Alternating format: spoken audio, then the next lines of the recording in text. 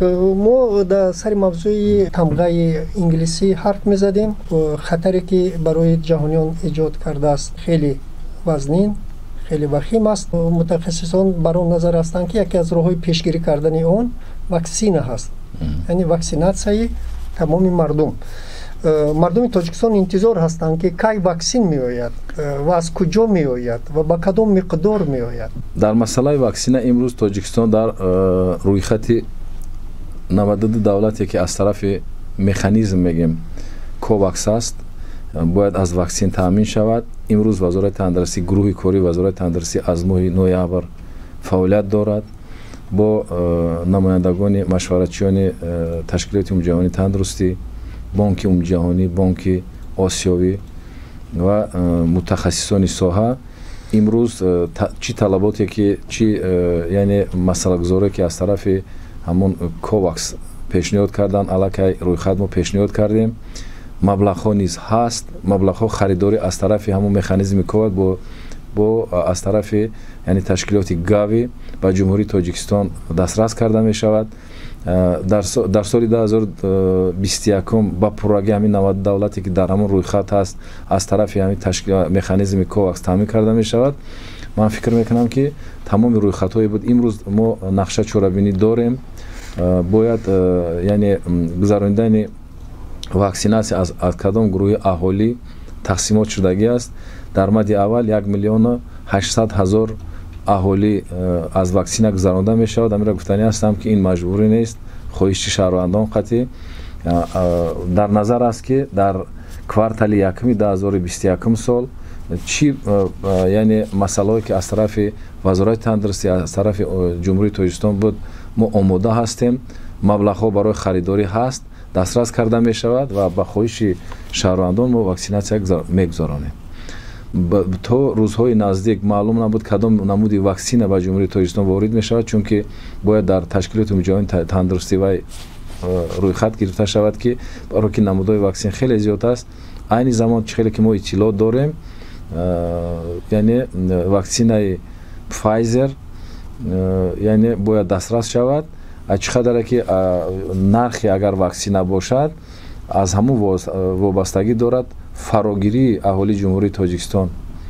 имрӯз яъне шарикони рушд барои харидорӣ кардан маблағҳо ҷудо кардагӣ аст, дастрас мешавад. истеҳсоли куҷост ин ваксина? истеҳсоли мешавад ваксинаи амрико, баъд ҳаст дар уҷа рӯйхат бояд шавад оксфорд мешавад, баъд астра, ваксинаи астра астай имрӯз ҳай давлати Россия мебурорад.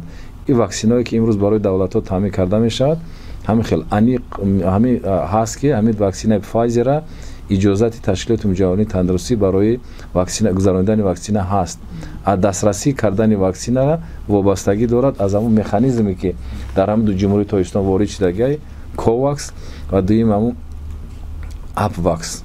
ду механизм аст, ба ҳамин восита ваксина дар ҷумҳурии тоҷикистон ворид мешавад.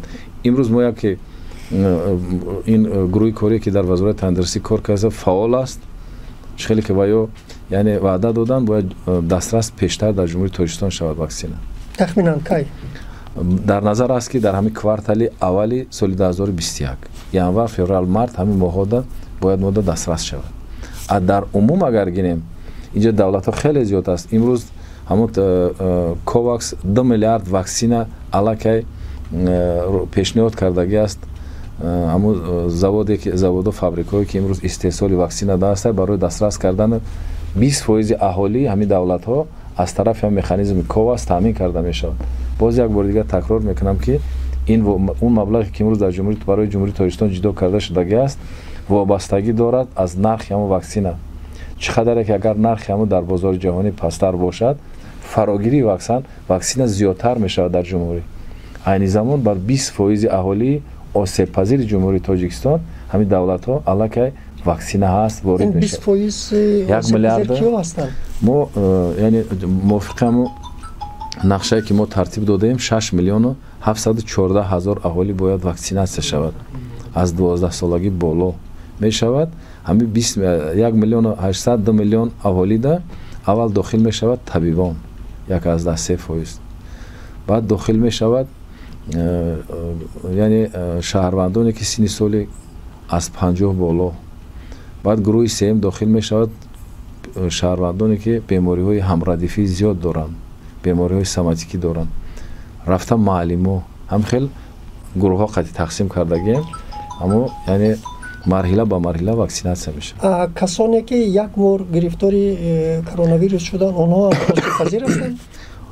дар бораи гузарондани ваксина ӯ яъне шахсиятҳое ки бемориро гузарондагӣ ҳастанд ё ки шаҳрвандоне ки бемориро гузарондагӣ ҳастанд, гуфтаниҳои хеле зиёд аст, баҳсҳои хеле зиёд аст.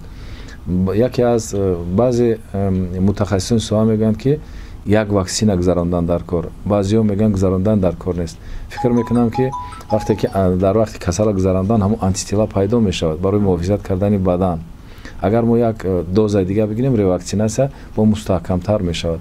ҳозир амиқ вақте ки мо дастрас шем чи яъне тавсияҳое ки аз тарафи ташкилоти ҷаҳонии тандурустӣ мешавад оиди ӯ шаҳрвандоне ки бемориро гузарондагӣ аст, ҳам хеле мо ҳам тартиб кор мекунем. ваксинатсия ройгон аст? Ройгон аст. ин то ба пуррагӣ ройгон аст. бисёр хуб аст. яъне аз тарафи давлат таъмин карда мешавад. аз тарафи давлат таъмин карда мешавад. касоне ки ваксин мегузаронанд, ваксин мегиранд, барои чанд муддат ҳимояи онҳо барои чанд муддат таъмин мешавад? рости гап чӣ хеле ки ман дар аввали баромад қайд кардам, чӣ хеле ки бемории ин вируси нави коронавируси COVID-19 бемории нав аст, айни замон тадқиқотҳои яъне оиди ин бурдагӣ нест. аммо монанди агар мо хел аз нигоҳи бемориҳои яъне мавсимие ки сар мезанад, мисол гриппҳои мавсимӣ бошад, агар дар як сезон як бор ваксинатсия кардан дар кор. аммо адабиётҳо ё гуфтаҳои олимон инак дар оянда мумкин як камтарак бемориҳои респираторӣ мегӯянд ку мавсимӣ